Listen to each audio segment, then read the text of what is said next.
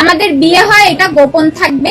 উনি ওনার বাড়ি পাঠায় আমার সমস্ত ফার্নিচার নিয়ে পাঠায়, বলছে সবাইকে যে সবাই জানবে আমি তো মিডিয়ার, এখন যদি এটা ফ্ল্যাশ হয় তাহলে আমার ক্যারিয়ার প্রবলেম হবে।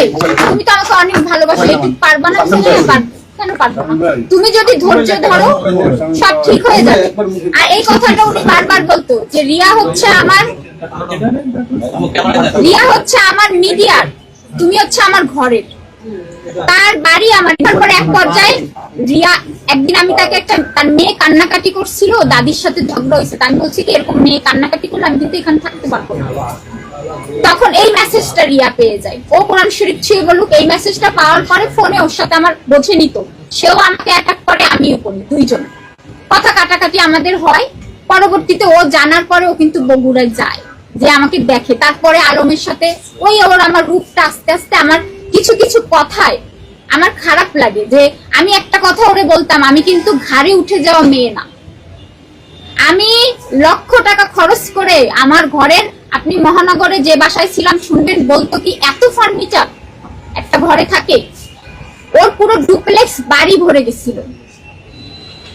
মহানগরে বাসা ভাড়া নিয়েছিল, আমি বলেছিলাম আপনারা বিশ্বাস করেন। পরে কি হয়েছে আমার কথাটা আগে শেষ করো। পরবর্তীতে ওখানে আমি মানে মেন্টালি ভাবে আমি মেনে নিতে পারিনি খারাপ ব্যবহার। যখন ওর সাথে মিডিয়ায় কাজ করা লাগে, ওর সামনে আমাকে গালি দেয়, পেছনে আমাকে সোনা পাখি ময়না পাখি বলে এটা না, আমি মানে টর্চারিংটা আমি নিতে না পেরে আমি ঢাকা ব্যাক করলাম।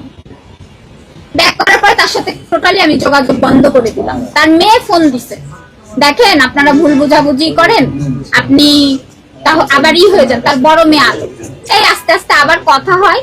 কথা হতে হতে আমি আবার আমার বিজনেসটা, আমি একটা বিউটিশিয়ান, আমি টাকা পয়সা অ্যারেঞ্জ করে আমি সুন্দরভাবে আমি আবার বিজনেসটা দাঁড় করাই। এর ভেতরই তার বাবা অসুস্থর খবর শুনি। প্রথমেই যখন ওনার বাবা অসুস্থ হয়, তখন পুরো হসপিটালে যাওয়া আসা, ও মাঝে মধ্যে আসছে, সবকিছু দায়িত্বই আমার কাছে দিছে। ভালো কথা, এই যে 32টা দিনও আমি ছিলাম নিউরোসায়েন্স হসপিটালে। জানেন যে ম্যাডাম আপনাদের হোটেলে যে বলেন, ওই সর্বতালা বলেন, তারপরে হচ্ছে আপনার তার মেয়ে, বড় মেয়ে বলছে আমার আম্মু, সবাই আমার বলছে কে কিভাবে হয়। তার বড় মেয়ের বয়স হচ্ছে 18 বছর, 17-18 বছর। আর সেখানে আমি আর সে তো খুব কাছাকাছি বয়স। তা আমি বলতাম ওনার প্রথম ওয়াইফের, কিন্তু আমাকে মায়ের মতো ভালোবাসে। আমি ওকে, ওর আর আমার বন্ডিংটা যে কতটা ভালো সেটা আপনারা নিউরোসায়েন্স হসপিটালে 6 তলায় যে আয়া থেকে বুয়া থেকে সবার কাছে জিজ্ঞেস করবেন। সে যে আমাকে এখনো পর্যন্ত, কালকে রাত পর্যন্ত বলতেছে যে জান তুমি একটু চুপ হয়ে থাকো, আমি সব ঠিক করে নেব। আমি কি বলবো, রিয়া ছেড়ে দেবো, তারপরে বলবে এই মেয়ে নিয়ে এই হয়েছে, এখন আমার বিয়ে করতে হবে। কিন্তু আমি না মেন্টালি ভাবে ওই বাসায় বাবা মারা যাওয়ার পরে প্রতিনিয়ত না ওই টর্চারিং হচ্ছিলাম, আমি নিতে পারতেছিলাম না যে পরকীয়া নারী এই কথাটা আমি না নিতে পেরে আমি না বাসায় অস্থির হয়ে যাচ্ছিলাম। আমার বুক ব্যথা করতো, খারাপ লাগতো। সমাজের কাছে আমি কি এই কথাটা নিয়ে ওর সাথে আমার তর্কতর্কি হয়ে আমাকে প্রচুর পিটাইতো।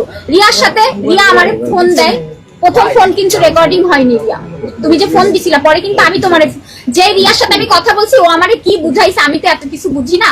রিয়ার সাথে কথা বলে ফোন আমরা কেটে দিছি। ও এসে আমাকে ফোন দেওয়াইছে, ও আমাকে দিয়ে বলাইছে, তার ভিতরে আমি ভুল বললে আমাকে পিটাইছে। রিয়া বলছে তোমার পাশে কি ও আছে, একটু বাজে ভাবে বলছে, বাজে ভাবে বলছে যে তোমার